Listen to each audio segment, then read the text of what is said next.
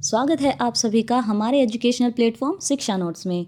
आज है 17 जनवरी 2026 और आज के इस वीडियो में हम करने वाले हैं डेली करंट अफेयर्स के इम्पोर्टेंट क्वेश्चन। प्रश्न है, मध्य प्रदेश सरकार ने किस टाइगर रिजर्व का नाम बदलकर doctor Vishnu Shridhar Wakankar tiger reserve करने की घोषणा की है? तो इसका सही उत्तर यहाँ पर रहने वाला है option number A, Ratapani tiger reserve. Madhya Pradesh सरकार ने रातापानी टाइगर रिजर्व का नाम बदलकर doctor Vishnu Shridhar Wakankar tiger reserve रखने की घोषणा की है। रातापानी टाइगर रिजर्व मध्य प्रदेश का प्रमुख और जैव विविधता से भरपूर टाइगर रिजर्व है। डॉक्टर विष्णु श्रीधर वाकणकर वन्यजीव संरक्षण और जैविक अनुसंधान के लिए विख्यात है। दोस्तों, अगर आप हमारे चैनल पर नए हैं तो पहले वीडियो को लाइक और चैनल को सब्सक्राइब ज़रूर कर लें। चलिए बढ़ते हैं हमारे अगले प्रश्न की ओर। अगला प्रश्न है, दुनिया का सबसे ऊंचा और सबसे तेज रोलर कोस्टर फैल्कॉन्स फ्लाइट कहाँ स्थित है? तो इसका सही उत्तर यहाँ पर रहने वाला है option number D, Saudi Arabia में। फैल्कॉन्स फ्लाइट दुनिया का सबसे ऊंचा, सबसे तेज और सबसे लंबा रोलर कोस्टर है। यह roller coaster six flags Qiddiya city Saudi Arabia में खोला गया। इसकी अधिकतम ऊंचाई लगभग 195 मीटर है और इसकी अधिकतम गति लगभग 250 किलोमीटर प्रति घंटा है। चलिए दोस्तों, देखते हैं हमारा अगला प्रश्न।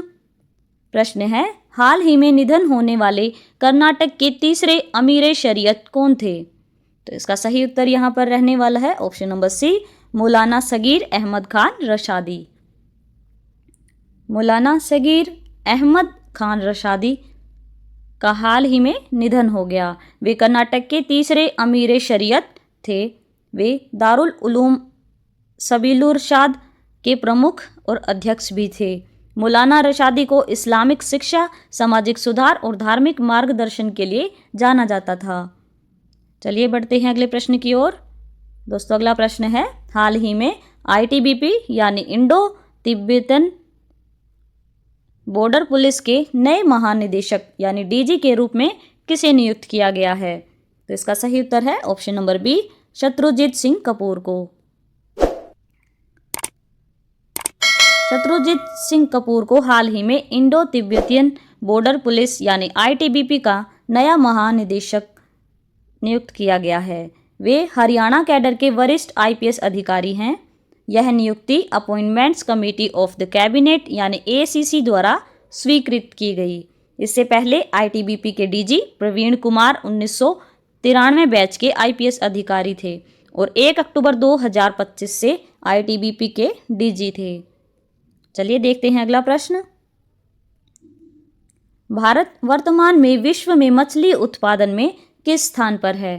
तो इसका सही उत्तर यहाँ पर रहने वाला है ऑप्शन नंबर डी, दूसरे स्थान पर। भारत वर्तमान में विश्व में मछली उत्पादन के दूसरे स्थान पर है। पहला स्थान चीन के पास है।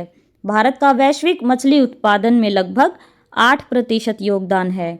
मछली उत्पादन में भारत के प्रमुख राज्य हैं पश्चिम बंगाल, आंध्र प्रदेश, गुजरात, महाराष्ट्र, उड़ीसा और केरल।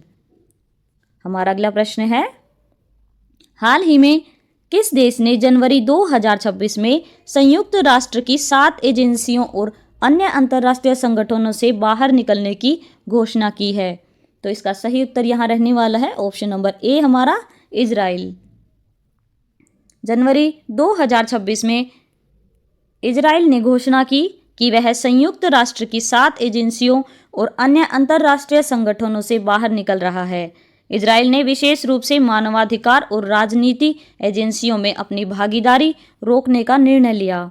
इजराइल को लगता है कि UN और कुछ एजेंसियां उसकी विदेश नीति और सुरक्षा उपायों की लगातार आलोचना कर रही हैं। इस आलोचना ने इजराइल को अपने राष्ट्रीय हितों की रक्षा के लिए एजेंसियों से हटने पर मजबूर किया। चलिए दोस्तों, देखते हैं अगला प्रश्न। प्रश्न है, India's top model tin group प्रतियोगिता का खिताब 2026 में किसने जीता? तो इसका सही उत्तर यहाँ पर रहने वाला है ऑप्शन नंबर बी, अंतरा गौतम ने। विजेता रही हैं 15 वर्षीय अंतरा गौतम प्रयागराज मीरापुर से। प्रतियोगिता थी India's top model tin group. इसका स्थान रहा जयपुर राजस्थान में। परफॉर्मेंस, ड्रेस, टॉक, वॉक और टैलेंट राउंड में श्रेष्ठ प्रदर्शन। अगला प्रश्न है, भारतीय ओलंपिक संघ ने राष्ट्रीय ओलंपिक अकादमी का निदेशक किसे नियुक्त किया है? तो इसका सही उत्तर है option number D, Gagan Narang को। गगन नारंग को भारतीय ओलंपिक संघ यानी इंडियन ओलंपिक एसोसिएशन ने राष्ट्रीय ओलंपिक अकेडमी का निदेशक नियुक्त किया है। गगन नारंग एक प्रसिद्ध निशानेबाज और ओलंपिक पदक विजेता हैं। गगन नारंग अब एनओए के कार्यक्रम और प्रशिक्षण गतिविधियों का नेतृत्व करेंगे। गगन नारंग ने 2008 बीजिंग ओलंपिक्स में 50 मीटर राइफल 3 पोजीशन इवेंट में ब्रॉन्ज मेडल जीता। चलिए दोस्तों, देखते हैं अगला प्रश्न। प्रश्न है, टीवीएस सप्लाई चेन सॉल्यूशन ने हाल ही में किसे अपना ग्लोबल सीईओ नियुक्त किया है? तो इसका सही उत्तर यहाँ पर रहने वाला है ऑप्शन नंबर बी, विकास चड्ढा को। टीवीएस सप्लाई चेन सॉल्यूशंस ने विकास चड्ढा को अपना ग्लोबल सीईओ नियुक्त किया है। विकास चड्ढा कंपनी के वैश्विक संचालन को नेतृत्व प्रदान करेंगे। TVS supply chain solutions logistics और सप्लाई चेन मैनेजमेंट के क्षेत्र में प्रमुख कंपनी है। चलिए बढ़ते हैं अगले प्रश्न की ओर। प्रश्न है, बेंगलुरु ओपन टेनिस 2026 का पुरुष एकल खिताब किसने जीता है? तो इसका सही उत्तर है यहाँ पर option number C, Pedro Martinez ने। पेड्रो मार्टिनेज ने 2026 बेंगलुरु ओपन पुरुष एकल खिताब जीता है। यह इवेंट 10वीं बार आयोजित हुआ था और SM Krishna tennis stadium Bengaluru में खेला गया। फाइनल मुकाबले में उन्होंने टिमोफे स्कातो कजाकिस्तान को 7-6 और 6-3 से हराया। चलिए बढ़ते हैं हमारे अगले प्रश्न की ओर।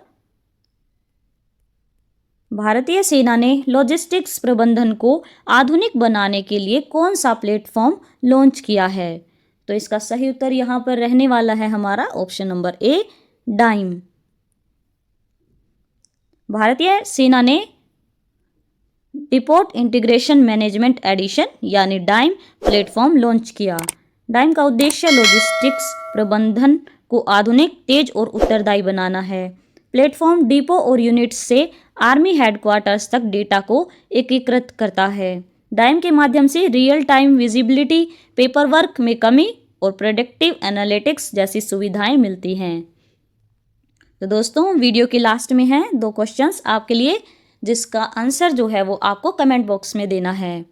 इसमें पहला प्रश्न है, भारत का पहला पूरी तरह से तितलियों को समर्पित अभयारण्य कौन सा है? और सेकंड क्वेश्चन है, ओपन एआई किस कंपनी के साथ मिलकर नया एक्शन मॉडल विकसित कर रहा है? तो दोस्तों, इन्हीं प्रश्नों के साथ हमारी आज की वीडियो यहीं पर समाप्त होती है। अगर आपको वीडियो अच्छी लगी हो तो वीडियो को लाइक और सब्सक्राइब ज़रूर करें।